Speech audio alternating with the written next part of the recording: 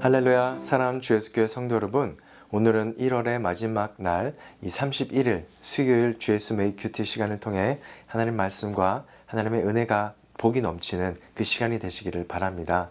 아멘. 오늘의 찬송가는 368장 주 예수여 은혜를 함께 찬양하시겠습니다.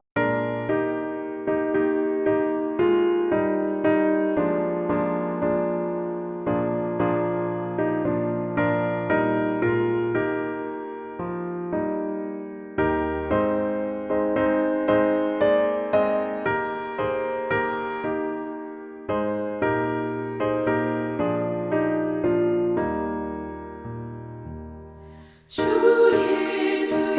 은혜를 내려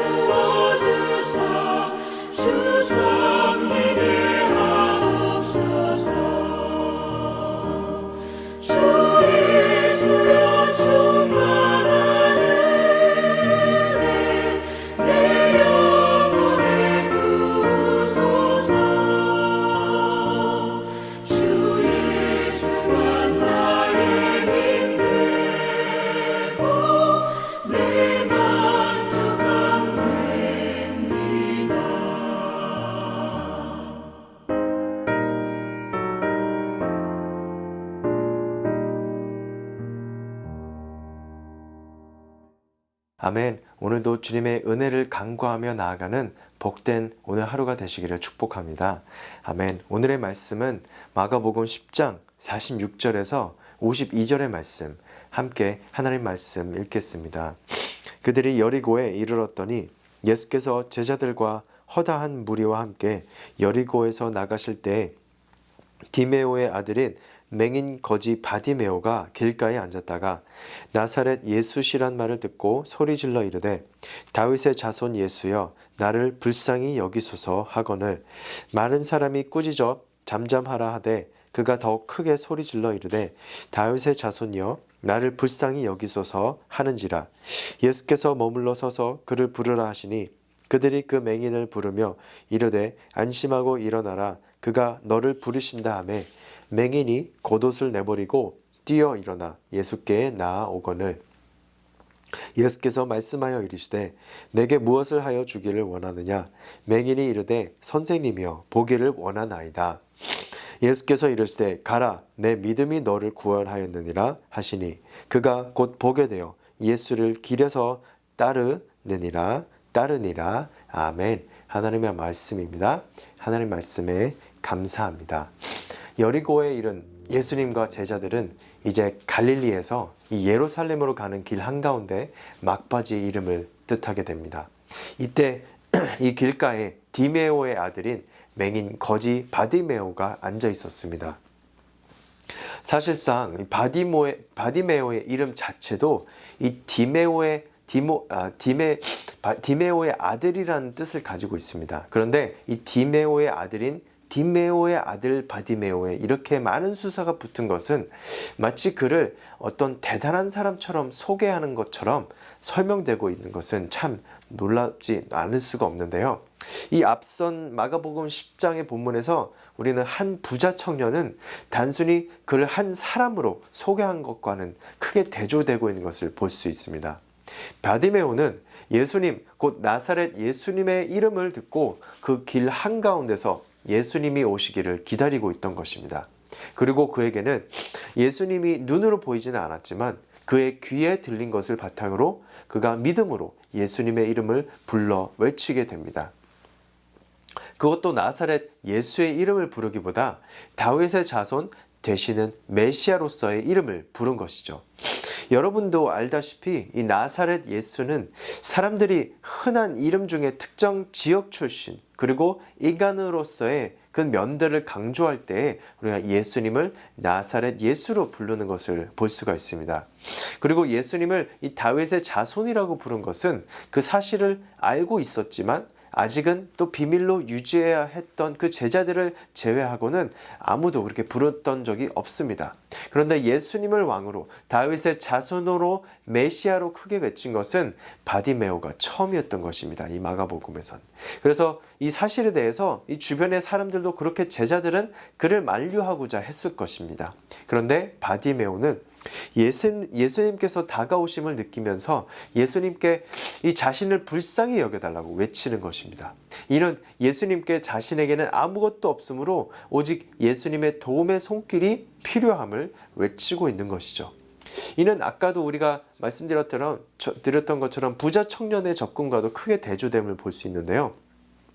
자신이 무엇을 하여야 영생을 얻을 수 있을지 묻는 그 부자 청년은 자신에게 그 무엇을 할 수 있는 능력이 충분히 있음을 전제로 하고 묻고 있는 것입니다. 자신이 충분히 무엇이든지 해서 그 영생을 얻을 수 있다고 착각하고 그렇게 질문하고 있는 것이죠. 그런데 이 바디메오는 자신이 단지 맹인이고 또 그로 인해 자기가 거지라서 그에게 힘이 없고 능력이 없기 때문에 예수님께 도움을 요청한 것이 아니라 그것을 넘어서 예수님께서는 다윗의 자손이고 메시아 왕으로 오신 분이시기 때문에 예수님을 먼저 찬양하고 고백함으로 예수님께 이 믿음의 고백으로 다가간 것이었습니다. 그리고 이러한 그의 믿음의 외침이 그의 그 진정성을 인정받고 예수님을 멈춰 세우고 그를 부르게 하시기에 충분했던 것입니다. 그러나 이 또한 예수님께서 이 땅에 오셔서 이 약한 자들을 일으켜 세우시고 못 보는 자들을 보게 하시는 예수님의 사명과 이 계획 가운데 하나였기 때문에 바디메오가 예수님을 찾고 기다린 것도 있었지만 예수님이 바디메오에게 하나님의 섭리 가운데 그에게 다가오신 것인 줄을 우리는 믿습니다. 아멘. 우리는 때로 이 하나님을 갈망하며 기다린다고 생각하지만 사실은 하나님께서 우리를 기다리시고 우리가 믿음의 고백으로 주님께 다가가 하나님의 이름을 높이고 하나님께 영광을 돌리며 나아가는 삶으로 살아가기를 하나님께서 우리를 찾는 줄 믿습니다. 아멘. 이에 바디메오는 예수님께 다가가기 위해서 자신의 겉옷을 이제 내버리고 뛰어 일어나 나아갑니다. 그의 겉옷은 그의 전부였을 것입니다. 그러나 예수님께 나아가기 위해 그에게 이 생명 유지를 위해 중요했던 생명과 같은 겉옷은 더 이상 중요하지 않았습니다. 예수님께 더 큰 생명이 있음을 그는 믿었기 때문이죠. 그리고 바디메오는 무엇을 원하냐는 그 예수님의 질문에 보기를 원한다고 대답합니다. 우리는 그가 보기를 원한다는 이 대답이 단순히 그의 삶에 있어서 이 시력을 통해 삶의 기본적인 요건들을 회복하고 제대로 살아가기 위해 자신을 위해 가장 필요한 것을 요구했다고 볼 수도 있겠습니다. 물론 맞습니다. 그러나 더욱 중요한 것은 그가 보게 됨으로 이제 무엇을 선택해 나갔는지를 살펴보고 우리가 이 본문 말씀을 통해 묵상하는 것이 중요하겠습니다. 예수님의 치유 기적 사건들을 볼 때 나음을 받고 일어나서 이 자신의 삶으로 돌아가는 경우를 보게 되지만 바디메오는 곧 보게 되므로 예수님을 길에서 따르는 것으로 마무리가 됨을 볼 수가 있습니다. 이 말인즉슨 그가 보게 된 것은 그의 육안이 뜨인 것뿐만 아니라 그의 영안도 열리게 되므로 그의 삶이 예수님을 따르는 삶으로 나아갔다는 것을 우리는 보게 되는 것입니다. 아멘. 사랑하는 성도 여러분, 우리의 기도와 바람이 때로는 우리 자신들의 삶에 있어서 필요한 것들이 있고 또 여러 소망의 기도 제목들이 있지만 무엇보다 오늘 우리가 말씀을 묵상하며 나아갈 때 우리에게 가장 필요한 것은 우리가 예수님을 따르기에 부족함이 없도록 그것을 두고 우리가 소망하며 예수님께 기도하며 나아가는 우리 모두가 될 수 있기를 저와 여러분이 되시기를 주님의 이름으로 간절히 축원합니다. 아멘. 우리가 이 소망을 품고 우리의 기도 제목들이 이제 오늘 하루도 우리가 기도하며 나아갈 때 예수님을 따르기에 충분하도록 또 우리의 삶을 통해 예수님을 고백하며 예수님이 우리의 삶의 왕이 되시고 우리에게는 능력이 없고 우리는 부족하오니 오직 주님만 간구하며 나아가는 우리의 모든 삶의 소망, 삶의 예배가 그리고 우리의 예수님의 따름이 되기를 간절히 축원합니다. 아멘. 기도하시겠습니다. 고맙고 감사하신 하나님 아버지 감사합니다. 불가능이 없으신 주님께서 어떤 약함과 문제도 주님은 능히 고치시고 해결하실 수 있음을 저희는 믿습니다. 그건 안 된다고 못한다고 말하는 사람들 소리에 우리가 주눅들지 않게 하시고 모든 수렁에서 저희들을 건지시는 주님을 신뢰하면서 주님이 먼저 가신 그 길을 저희들도 오늘도 하루도 믿음으로 기꺼이 따르는 예수님의 그 동행과 예수님을 따르는 우리의 믿음의 삶이 될 수 있도록 인도하여 주시옵소서. 이 모든 말씀 예수님의 이름으로 기도드립니다. 아멘. 오늘 하루도 예수님을 따르는 하루가 되시기를 기도합니다. 아멘.